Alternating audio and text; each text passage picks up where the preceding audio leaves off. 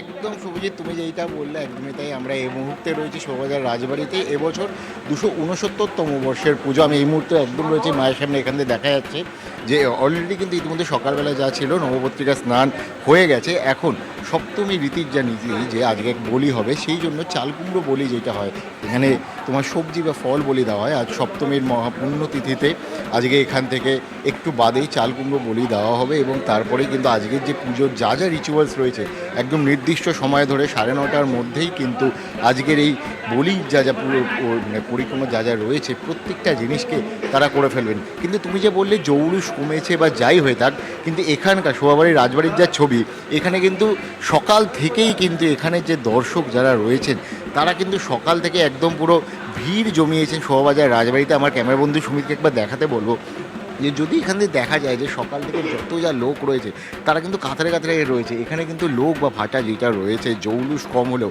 মানুষ কিন্তু একবার হলেও কলকাতা বা দেশবন্ধে যেখানকারই মানুষ আসেন তারা একবার করে চেষ্টা করেন যে এসে কিন্তু শোভাবাজার রাজবাড়ির পুজো কিন্তু একবার যেন মিনিমাম তারা দেখে যান, কারণ মায়ের এই অপরূপ রূপ তারা না দেখলে তাদের জন্য পুজো একটু হলেও এখানে ভাটা বা একদম খামতি থেকে যায়।